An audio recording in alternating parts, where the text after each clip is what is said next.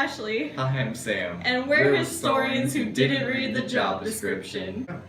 So today we're going to discuss and analyze the Russian Revolution, which involves many smaller, equally justified, but not always successful revolutions. Some people that are important to this include Tsar Nicholas II, Alexander Kerensky, my man Lenin, and Leon Trotsky because he's a major key for the Red Army.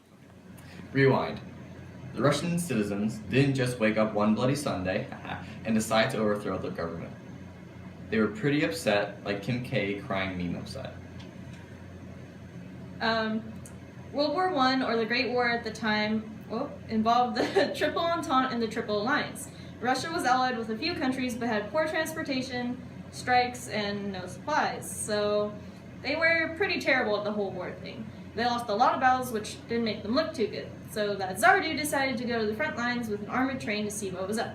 Man, those soldiers must have been jealous. But anyways, back home, the people wanted food, and when they tried getting it, a bunch of them were killed. Who needs food when you're dead? There were problems. This was a March Revolution, even though it was February, because Russia had to be extra rebellious and use a different calendar. These events led to These events led to our first bubble wrap thought of the day. Okay. Go ahead, whatever. Hi, I'm Melina, and this is my turtle Zippy. Tsar Nicholas II was already pretty unpopular because his wife was under the influence of a spiritual advisor named Rasputin. Pretty shady guy. Not to mention that the people were in poverty, being killed, dealing with a poor economy, and sending what little supplies they had to the front lines. The March Revolution was the last straw for them. The Tsar returned to Petrograd with no support from the people. He abdicated his power, and next in line was his younger brother, Grand Duke Michael. He saw what state Russia was in and sprinted away from that opportunity. There's the end of a dynasty. The Duma takes control of the government, led by Alexander Kerensky, but he was there for about 6 months. The provisional government's main mistake was staying in the war, because apparently it wasn't obvious enough that people don't like starvation and death. The Germans saw that Russia was weak, so they sent Vladimir Lenin back to Russia from exile to help the proletariat revolution. Lenin led the Bolsheviks in the October Revolution, took down the provisional government, and ended Russia's participation in the war. At this point, the Bolsheviks were renamed the Communists, as if the people weren't aware that it was, in fact, a communist group. They created the Cheka to be their ultraviolet spy team. An assassination attempt on Lenin led to the Red Terror campaign and the death of Nicholas II and his family. Even his hemophiliac son, who they probably just gave a paper cut. Lenin's strict control was called war communism.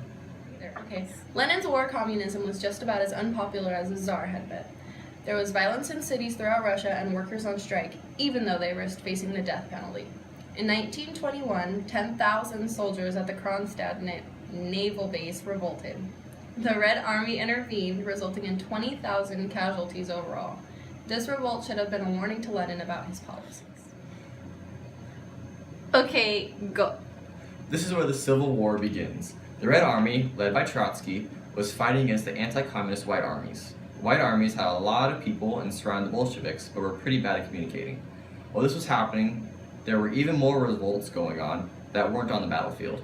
Later in 1921, the war ended in a Red Army victory. Lenin began rebuilding the nation by creating the new economic policy, which reinstated capitalism and free trade. Capitalism and communism don't mix very well, so the Communist Party wasn't the happiest, and they created gulags for those pesky nonconformists. However, food and industrial production was fixed to the point where the people could survive. Before Lenin could reinstate full communism, he died. Tragic. Trotsky and Stalin fight for power since Lenin hadn't been able to make a decision on his successor. And I think we all know that one turned out. Stalin? Stalin and Trotsky. Okay. Alright, so for the Russian Revolution, there were a lot of parts to it. So we'll say this shot right here, this is the February Revolution. It was carried out by the people. And it did work! Okay, this is the October Revolution, right? It's the Bolsheviks. They're gonna go into the revolution. They're gonna go, oh yeah? Screw your power and your capitalism. We want communism. So, with the Treaty of Brest-Litovsk or Litovsk or however you want to say that, they were like, hey man, we're still pretty strong. We're gonna keep going.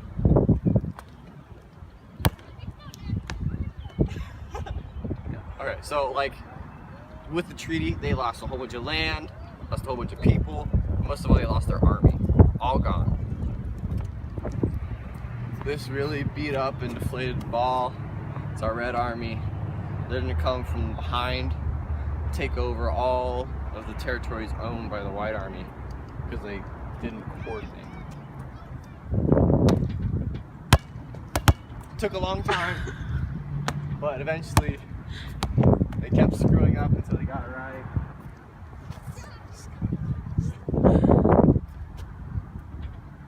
Got closer every freaking time.